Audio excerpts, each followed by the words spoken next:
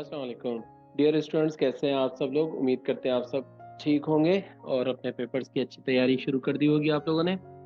आज से हम शुरू कर रहे हैं practical example of journal ledger and trial balance. इसके लिए जैसे मैंने आपसे कहा था पिछली क्लास में कि जर्नल लेजर बनाने के लिए हम जर्नल से ही जर्नल लेजर बना रहे होते हैं। तो इसलिए हमने यहाँ पर एक सॉल्ड जर्नल लेजर ले लिया है, जर्नल ले लिया है।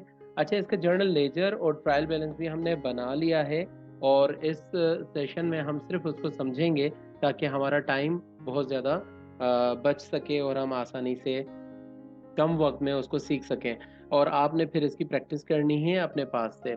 अच्छा, एक चीज़ और जहन में रखिएगा, आपने अब तक जितने भी जर्नल्स किए हैं आपको चाहिए कि उन तमाम जर्नल्स के जर्नल लेजर्स बना लें ताकि आपकी इसकी अच्छी प्रैक्टिस हो सके।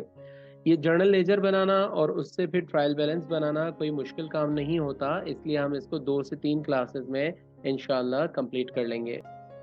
आइए अब देखते हैं, ये हमने एक जर्नल बनाया है जो कि आपका अगस्त 2020 का है। जर्नल की जब हम क्लासेस ले रहे थे तो उस वक्त हमने ये क्वेश्चन सॉल्व भी किया था जिसमें हमने अगस्त 2021 का क्वेश्चन नंबर 3 किया था, जो कि आपके सामने यहाँ पर मौजूद है। इसमें सबसे पहले डेबिट हो रहा है कैश और फर्नीचर 50,000 और 170,000 से, और कैपिटल 2,20,000 से हमारा क्रेडिट हो रहा है। इसके बाद फिर मर्चेंडाइज डेबिट हो रहा है 80,000 से, जब कैश और अकाउंट्स पेबल ये दोनों क्रेडिट हो रहे हैं 20,000 और 60,000 रुपए से। इसके बाद तीसरी ट्रांजैक्शन में हमारे पास कैश डेबिट हो रहा था 18,000, अकाउंट रिसीवेबल डेबिट हो रहा था 72,000 और सेल्स हमारी क्रेडिट हो रही थी 90,000। इसके बाद की ट्रांजैक्शन में अकाउंट्स पेबल हमारा डेबिट हो रहा था 20,000 और कैश हमारा क्रेडिट हो रहा था 20,000। इसके बाद सेकेंड लास्ट ट्रांजैक्शन है जिसमें ड्राइंग्स की थी ऑनर ने और उसकी एंट्री हुई थी ड्राइंग्स डेबिट 20,000 और मर्चेंडाइज कैश क्रेडिट 15,000 और मर्चेंडाइज भी क्रेडिट 5,000। फिर हमारी लास्ट ट्रांजैक्शन में हमने सैलरीज एक्सपेंसेस पे किए थे जिसमें हमारे सैलरीज एक्सपेंसेस डेबिट हो गए थे 10,000 से और कैश हमारा क्रेडिट हो गया था 10,000 से। यहाँ पर हमने इसका जर्नल लेजर बनाया हुआ है। चले आइए इस जर्नल लेजर को समझते हैं और डिस्कस करते हैं।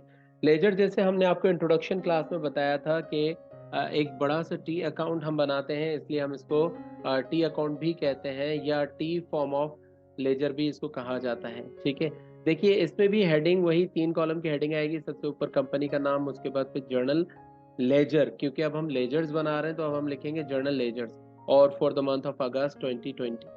जैसा कि हमने देखा था जर्नल में सबसे पहले हमारे पास कैश डेबिट हो रहा था 1,70,000 से, तो हमने अपने जर्नल लेजर में कैश हमने डेबिट कर दिया 170,000। देखिए डेबिट साइड पर हम कैश को रिकॉर्ड करेंगे 170,000 से। ठीक है, उसके बाद फिर हमने यहाँ पर डेट लिख दी है कि किस डेट को ये डेबिट हो रहा है, और फिर हम पार्टिकुलर्स में लिखते हैं कि किसकी वजह से ये डेबिट हो रहा है। या सिंपल आप इसको ऐसे समझ लें कि इस डेबिट के अगेंस्ट में जो चीज़ क्रेडिट हो रही होगी उसको आपने यहाँ पार्टिकुलर्स में लिख देना है। जिस तरह यहाँ पर डेबिट हो रहा है बिकॉज ऑफ कैपिटल, क्योंकि कैपिटल हमारा क्रेडिट हो रहा है इसलिए हमारा कैश डेबिट हो रहा है, तो हमने कैपिटल को यहाँ पर पार्टिकुलर्स में लिख लिया। उसके बाद फिर अगली एंट्री में यानी 4 अगस्त को, यहाँ देखिए हमने 4 अगस्त 2020 लिख लिया। यहाँ पर हमारा कैश हो रहा है क्रेडिट और इसके क्रेडिट होने का रीज़न है मर्चेंडाइज। ठीक है, तो हमने क्या किया, कैश अकाउंट को हमने क्रेडिट साइड पर रिकॉर्ड कर दिया और उसके साथ पार्टिकुलर्स में हमने लिख दिया मर्चेंडाइज। इसके बाद की एंट्री में आप देखें कि कैश आपके पास डेबिट हो रहा है, तो हमने 10 तारीख की एंट्री में कैश को डेबिट में रिकॉर्ड कर दिया, और ये कैश जो हमारा डेबिट हो रहा है, the reason of debit of this cash is sales. ठीक है, जो कि क्रेडिट में रिकॉर्ड हो रहा है सेल्स, तो हमने इसको इसके सामने यहाँ पर पार्टिकुलर्स में सेल्स लिख दिया। ठीक है, उम्मीद है आपको ये समझ में आ रहा होगा कि किस तरह से हमने कौन कौन सी एंट्रीज को रिकॉर्ड किया है और किस तरह से रिकॉर्ड करना है। रिकॉर्ड करने का तरीक़ाकार आप ये रखेंगे कि सबसे पहले तो आप जैसे पहली ट्रांजेक्शन को ले लें, कैश यहाँ पर डेबिट हो रहा है 170,000 से, तो हमने ये कैश का टी अकाउंट बना लिया है और कैश के टी अकाउंट में हमने 170,000 को सबसे पहले अमाउंट को लिख लेना है डेबिट साइड पर। ठीक है, और उसके बाद फिर हमने डेट डाल देनी है उसके सामने। फिर हम देखेंगे कि ये कैश किस अकाउंट के अगेंस्ट में डेबिट हो रहा है, यानी इसका कॉन्ट्रा अकाउंट या इसका देखेंगे कि क्या क्रेडिट अकाउंट कौन सा है, तो वो क्रेडिट अकाउंट हमने पार्टिकुलर्स में लिख लेना है। ठीक है। इसी तरीके से हमारे सारी की सारी एंट्रीज रिकॉर्ड होंगी। अब देखें यहाँ पर भी हमने यही किया है। 18 तारीख को हमारा कैश क्रेडिट हो रहा है बिकॉज ऑफ अकाउंट्स पेबल, तो हमने यहाँ पर यही किया है 18 अगस्त कैश को क्रेडिट कर दिया और उसके सामने पार्टिकुलर्स में लिख दिया accounts payable. And then again cash हमारा क्रेडिट हो रहा है 20 तारीख को 15,000 से, और इसके क्रेडिट होने का रीज़न है ड्राइंग्स। तो यहाँ पर देखिए हमने 15,000 कैश डेबिट कर दिया, क्रेडिट कर दिया, और पार्टिकुलर्स में लिख दिया हमने ड्राइंग्स और डेट डाल दी 23 अगस्त 2020। और सबसे आखिर में कैश फिर हमारा क्रेडिट हो रहा है 10,000 रुपये से अगेंस्ट सैलरी एक्सपेंसेस। तो हमने कैश को क्रेडिट कर दिया 10,000 रुपये से अगेंस्ट सैलरी एक्सपेंसेस। जब हम सारी एंट्रीज को रिकॉर्ड कर लेते हैं तो फिर हम करते हैं दोनों साइड्स को टोटल। अच्छा याद रखिएगा ये टोटलिंग आप करेंगे पेंसिल से, ठीक है। यहाँ पर भी मैंने पेंसिल से लिख दिया इस साइड का डेबिट साइड का टोटल यानी 188,000, और अगर मैं क्रेडिट साइड का टोटल देखूं तो क्रेडिट साइड का टोटल मेरा टोटल बन रहा था 65,000, तो यहाँ पर भी मैं पेंसिल से लिख दूंगा 65,000। फिर देखें क्योंकि यहाँ पर हमारे पास कम है, तो जिस साइड पर हमारे पास कम होता है हमने वहां पर बराबर करने के लिए मजीद अमाउंट लिखना होता है, जो हमने यहाँ पर लिख दिया था 123,000। जब हम यहाँ पर 123,000 लिखेंगे तो हमारे पास अमाउंट आ जाएगा 188,000 ऑन बोथ साइड, ठीक है। अच्छा ये जो अमाउंट जो हमने इक्वलाइज करने के लिए लिखा है इस अमाउंट को हम कहते हैं कैरीड फॉरवर्ड बैलेंस, ठीक है। यही कैरीड फॉरवर्ड बैलेंस हमारा अगले महीने की 1 तारीख को ब्रॉड फॉरवर्ड बैलेंस हो जाता है। अब इसको एक दूसरे तरीके से भी समझ लें ताकि आपको समझने में आसानी रहे। देखिए हमारे पास जो कैश आया सबसे पहले 170,000 आया, उसके बाद कैश आया 18,000, तो हमारे पास टोटल कैश जो इनवर्ड हुआ, जो इनफ्लो हुआ कैश का, वो 188,000 हुआ। इसके अगेंस्ट में जो कैश आउटफ्लोज हुए वो मर्चेंडाइज के अगेंस्ट में 20,000 हुआ, अकाउंट्स पेबल के अगेंस्ट में 20,000 हुआ, ड्राइंग्स के अगेंस्ट में 15,000 का कैश आउटफ्लो हुआ है, और सैलरीज के अगेंस्ट में 10,000 का कैश आउटफ्लो हुआ है। तो इस तरह हमारे पास टोटल कैश आउटफ्लोज जो हुए हैं दैट इज अराउंड 65,000, ठीक है। इससे हमें ये पता चला कि 188,000 हमें मिला है और 65,000 हमने पेमेंट कर दी है, तो हमारे पास जो रिमेनिंग बैलेंस है दैट इज 123,000 रुपीज, ठीक है। तो हमारे पास ये जो रिमेनिंग बैलेंस आता है उसी को हम कैरीड फॉरवर्ड बैलेंस के नाम पर लिखते हैं मंथ की लास्ट डेट पर, और यही अमाउंट हम अगले महीने की 1 तारीख पर ब्रॉड फॉरवर्ड बैलेंस के तौर पर लिखते हैं, जैसे हमने यहाँ पर लिख दिया। चलिए आइए अब दूसरा टी अकाउंट बनाते हैं या दूसरा लेजर बनाते हैं। ये कैश का लेजर हो गया। इसके बाद हमारे पास दूसरा हेड ऑफ अकाउंट है फर्नीचर। तो चलिए अब फर्नीचर का हम लेजर बनाते हैं। देखिए हमने यहाँ फर्नीचर का लेजर भी बना दिया, उसी तरह से हमने एक बड़ा सा टी बना दिया, उसके लेफ्ट साइड पर हमने डेबिट रिकॉर्ड यानी DR लिख दिया, और इसके क्रेडिट साइड पर हमने बिल्कुल फॉर क्रेडिट साइड पर हमने CR यानी क्रेडिट रिकॉर्ड लिख दिया, और इसके बिल्कुल सेंटर में बिल्कुल बीच में हमने अकाउंट का नाम लिख दिया यानी फर्नीचर अकाउंट। फिर हम देख रहे हैं कि फर्नीचर अकाउंट हमारा कहाँ रिकॉर्ड हुआ है, तो फर्नीचर का हमारा रिकॉर्ड हुआ है 50,000 ऑन 1 अगस्त पे। तो हमने 1 अगस्त पे 50,000 को रिकॉर्ड कर दिया। फिर हमने देखा कि ये फर्नीचर क्यों डेबिट हो रहा है, ये फर्नीचर कैपिटल की वजह से डेबिट हो रहा है, तो हमने कैपिटल को इसके पार्टिकुलर्स में लिख दिया, ठीक हो गया।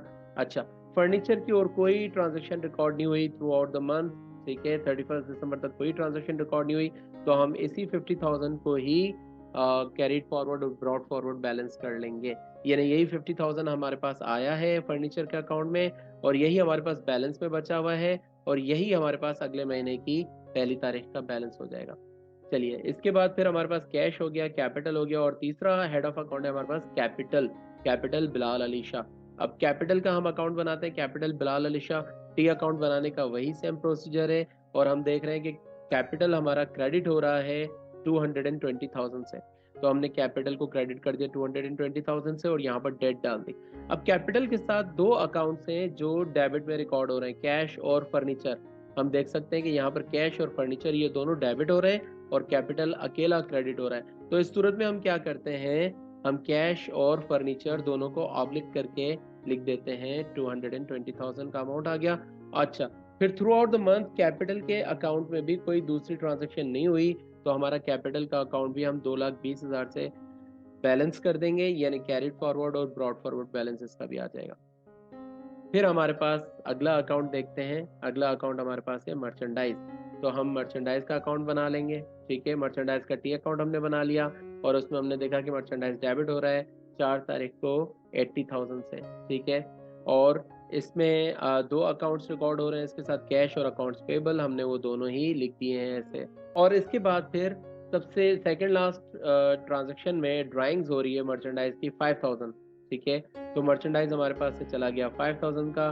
बाकी हम देखते हैं कि हमारे पास कैरिड फॉरवर्ड और ब्रॉड फॉरवर्ड बैलेंस आ गया 75,000 का। इसी तरह से जिस तरह से हमने अब तक ये 4-5 हमने अकाउंट लेजर अकाउंट्स बनाए, इसी तरह से हम अपने सारे लेजर अकाउंट्स बनाएंगे। हमारे पास जर्नल में जितने भी अकाउंट आते चले जाएंगे हेड ऑफ अकाउंट्स, हर एक हेड ऑफ अकाउंट का अलग अलग लेजर अकाउंट बनता चला जाएगा। अच्छा, इसमें देखिए, याद रखिए, जैसे कैश हमने बना दिया है, तो कैश जब जब भी रिकॉर्ड हुआ है उन सबको हमने अपने कैश के लेजर अकाउंट में पोस्ट कर दिया है। अब कैश का लेजर अकाउंट दोबारा नहीं बनेगा। तो हमने कैश पहले बना दिया, फिर फर्नीचर का अकाउंट बना दिया, फिर हमने कैपिटल का लेजर अकाउंट बना लिया, उसके बाद फिर मर्चेंडाइज का भी लेजर अकाउंट बना दिया। अब हमारे पास दोबारा से कैश है, तो कैश का चूंकि ऑलरेडी बन चुका है और उसके अंदर ये वाली 20,000 की पोस्टिंग भी हो चुकी है, ये देखें। ठीक है, तो अब इसको दोबारा से बनाने की जरूरत नहीं है। अकाउंट्स पेबल, इसका हमने पहले टी अकाउंट नहीं बनाया, तो अब हम इसका टी अकाउंट बना लेंगे। ये आ गया हमारा अकाउंट्स पेबल का टी अकाउंट, जिसमें अकाउंट पेबल की जितनी भी एंट्रीज हैं वो सारी के सारी हमने पोस्ट कर दिए। सबसे पहले 4 अगस्त को हमने मर्चेंडाइज परचेज किया 60,000 का, उसके बाद 18 अगस्त को हमने कैश पेमेंट कर दी 20,000 की, और 20,000 का अकाउंट पेबल अभी भी रह गया है। तो ये जो बैलेंसिंग फिगर है 40,000 का जो बैलेंसिंग फिगर है, इसी से हम इसको कैरिड फॉरवर्ड और ब्रॉड फॉरवर्ड कर देंगे। फिर इसी तरह से हमने अपना अकाउंट रिसीवेबल का टी अकाउंट बना लिया, और सेल्स का टी अकाउंट, और ड्राइंग्स का और सैलरीज का टी अकाउंट बना लिया। तो इस तरह से आपने देखा कि हमने अपने सारे के सारे टी अकाउंट्स बना लिए और उन सब टी अकाउंट्स को हमने बैलेंस भी कर दिया है। अच्छा जी, अब ये जो ब्रॉड फॉरवर्ड बैलेंसेस आ रहे हैं, इनके दो इस्तेमालात होते हैं। एक तो ये हमारे पास अगले महीने में इस्तेमाल होंगे, और अगर आप साल के आखिर में बना रहे हैं तो अगले साल में ये इस्तेमाल होंगे। ठीक है, ये वाले ओपनिंग बैलेंसेस, ये वाले जो ब्रॉड फॉरवर्ड बैलेंसेस हैं, ये अगले महीने में या अगले साल में ओपनिंग बैलेंस के तौर पर इस्तेमाल होंगे। दूसरा इनका फायदा ये होता है कि इसी ब्रॉड फॉरवर्ड बैलेंस से, ये जो बी एफ बैलेंस हमने लिखा है which means brought forward balance, इसी ब्रॉड फॉरवर्ड बैलेंस से हम अपना ट्रायल बैलेंस बनाते हैं। तो चलिए आइए हम आपको दिखाते हैं, हमने ट्रायल बैलेंस बनाया हुआ है यहाँ पर आपके लिए। ये देखिए हमारा ट्रायल बैलेंस है। ठीक है, ट्रायल बैलेंस को हम किस तरह से बनाते हैं, जिस तरह हम आम जर्नल बनाते हैं उसी तरह के हम कॉलम्स बनाते हैं। बस सिर्फ ये होता है कि इस जर्नल में आप डेट का कॉलम नहीं बनाते हैं, और पोस्ट रेफरेंस का कॉलम भी हम इसमें से खा जाते हैं। तो 2 कॉलम्स हम खा जाते हैं, डेट और पोस्ट रेफरेंस का। बाकी 3 कॉलम्स हमारे पास आ जाते हैं, पार्टिकुलर्स, डेबिट और क्रेडिट, ये तीनों कॉलम्स हमारे पास आ जाते हैं। उसके बाद फिर हम देखते हैं कि हर एक टी अकाउंट में जो हमारा डेबिट बैलेंस जो हमारा ब्रॉड फॉरवर्ड बैलेंस आ रहा है, वो ब्रॉड फॉरवर्ड बैलेंस उस टी अकाउंट का हम इस लेजर में ट्रायल बैलेंस में पोस्ट करते चले जाते हैं। जैसे यहाँ पर देखिए, कैश का ब्रॉड फॉरवर्ड बैलेंस हमारे पास आया है 123,000, और ये डेबिट साइड पर है, तो हमने अपने ट्रायल बैलेंस में कैश को डेबिट कर दिया 123,000। इसके बाद फिर हमने देखा कि फर्नीचर का डेबिट बैलेंस आ रहा है हमारे पास ब्रॉड फॉरवर्ड बैलेंस 50,000, तो हमने फर्नीचर को डेबिट में रिकॉर्ड कर दिया 50,000। उसके बाद कैपिटल हमारे पास क्रेडिट में आ रहा है 220,000, तो हमने कैपिटल को क्रेडिट में रिकॉर्ड कर दिया 220,000। आप इसको बीच बीच में भी रिकॉर्ड कर सकते हैं, हमने यहाँ पर तरतीब से लिखा हुआ है ताकि दिखने में थोड़ा आसान अच्छा लगे और समझने में इसको आसानी रहे। लेकिन जिस तरह कैश और फर्नीचर के बाद आपके पास कैपिटल आ जाए, तो आप कैपिटल को यहाँ बीच में भी रिकॉर्ड कर सकते हैं और उसको आप क्रेडिट पे रिकॉर्ड कर देंगे 220,000। उसके बाद फिर हम देख रहे हैं कैपिटल के बाद मर्चेंडाइज है हमारे पास, जिसका बैलेंस है हमारे पास 75,000। तो ये आ गया हमारे पास मर्चेंडाइज, इसका बैलेंस आ गया 75,000। अगेन फिर हमारे पास अकाउंट रिसीवेबल है जिसका बैलेंस है 72,000। उसके बाद ड्राइंग्स का बैलेंस है 20,000। सैलरीज एक्सपेंस का बैलेंस था हमारे पास 10,000, जबकि सेल्स का बैलेंस था 90,000, और अकाउंट पेबल का ब्रॉड फॉरवर्ड बैलेंस क्रेडिट में आ रहा था 40,000।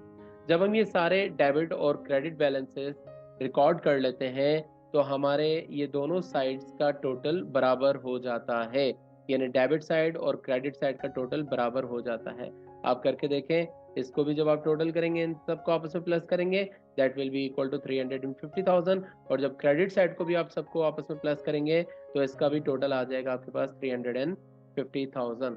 ठीक है, दैट प्रूव्स के हमारा question from very first entry, यानी यहाँ से जो हमने जर्नल में पहली पहली जो एंट्री की थी, यहाँ से लेकर और यहाँ तक हमारा ये क्वेश्चन बिल्कुल सही हो गया है। और अगर हमारा ये ट्रायल बैलेंस बराबर नहीं आता, इसमें कोई ऊंच नीच आ जाती है, तो उसकी बहुत सारी मुख्तलिफ रीजंस हो सकते हैं। नंबर एक रीज़न ये कि आपने कहीं एंट्री गलत की हो। एंट्री कैसे गलत की हो? जैसे यहाँ पर जर्नल में आपने जो एंट्रीज की हैं उनका डेबिट और क्रेडिट बैलेंस आपस में बराबर नहीं है, तो आपने ये गलती आपकी वहां पर जाकर रिफ्लेक्ट होगी ट्रायल बैलेंस के अंदर। या फॉर एग्जांपल आपने क्या किया, ट्रायल बैलेंस में किसी चीज को डेबिट में रिकॉर्ड करना था, आपने क्रेडिट में रिकॉर्ड कर दिया, किसी चीज को क्रेडिट में रिकॉर्ड करना था तो आपने डेबिट में रिकॉर्ड कर दिया। इन दो रीजंस की वजह से आपका ट्रायल बैलेंस डिसबैलेंस हो जाता है, और जो एंडिंग बैलेंसेस, जो एंडिंग टोटलिंग फिगर्स होते हैं हमारे पास, वो टोटल्स हमारे पास बराबर नहीं आते। तो अगर आप इन गलतियों को नहीं करेंगे, इस तरह की गलतियां नहीं करेंगे, थोड़ा सा ध्यान से अपना काम करेंगे, तो आपका ये क्वेश्चन बिल्कुल सही हो जाएगा। देखिए, ये एक ही क्वेश्चन होता है जिसमें से आपने 2 क्वेश्चंस करने होते हैं। आपको डेटा एक ही दिया हुआ होगा और उसमें से आपको जर्नल बनाने के लिए कहा जाएगा, और फिर अगले क्वेश्चन में आपसे कहा जाएगा कि जी इसका ट्रायल बैलेंस, सॉरी, इसका टी अकाउंट या इसके जर्नल लेजर और ट्रायल बैलेंस भी बनाए। ठीक है, तो जब अगर आपने जर्नल कर लिया होगा, तो उसी जर्नल से जर्नल लेजर बनाना बहुत आसान हो जाएगा आपके लिए। और एक मरतबा जब आपने जर्नल लेजर बना लिया, तो उसके बाद फिर ट्रायल बैलेंस बनाना बहुत आसान हो जाता है, क्योंकि ट्रायल बैलेंस बेसिकली इस जर्नल लेजर के जो एंडिंग बैलेंसेस आते हैं, हर एक लेजर के जो एंडिंग बैलेंसेस आते हैं, वो उन एंडिंग बैलेंसेस का कंपाइलेशन होता है। यहाँ पर हम उनको कंपाइल करके आपस में लिख देते हैं, तो यही हमारा ट्रायल बैलेंस होता है। और ये ट्रायल बैलेंस ऑटोमेटिकली आपस में बैलेंस हो जाता है, हमें इसको ज़बरदस्ती बैलेंस करने की ज़रूरत नहीं होती। अगर हमने क्वेश्चन सही सॉल्व किया है तो हमारा ट्रायल बैलेंस बिल्कुल एक्यूरेटली बैलेंस आ जाता है। ठीक है बेटा, तो यहाँ तक रखते हैं। कल इंशाल्लाह मिलते हैं एक नए क्वेश्चन के साथ। जिस क्वेश्चन को हमने पहले सॉल्व किया होगा, उसी क्वेश्चन का हम जर्नल लेजर और ट्रायल बैलेंस बनाएंगे। उम्मीद है ये क्वेश्चन आपको बहुत आसान लगा होगा। इतना मुश्किल क्वेश्चन नहीं है, आसान सा क्वेश्चन है, इंटरेस्टिंग क्वेश्चन है। इसकी जितनी प्रैक्टिस हो सके आप लोग करें, क्योंकि बहुत ज़्यादा काम आने वाला क्वेश्चन है, ना सिर्फ आपके पेपर में, आपकी प्रैक्टिकल लाइफ में भी बहुत ज़्यादा काम आने वाला क्वेश्चन है। अपना ख्याल रखिएगा, अपने दोस्तों का, अपने घर वालों का, दोस्तों, अजीजों, रिश्तेदारों का, सबका बहुत ख्याल रखिएगा। अपने इस चैनल का और हमारा भी ख्याल रखें, हमें दुआ में हमेशा याद रखें, ताकि हम आपके लिए इसी तरह से अच्छी अच्छी इंफॉर्मेटिव एजुकेशनल वीडियोस बनाते रहें। अल्लाह हाफिज़।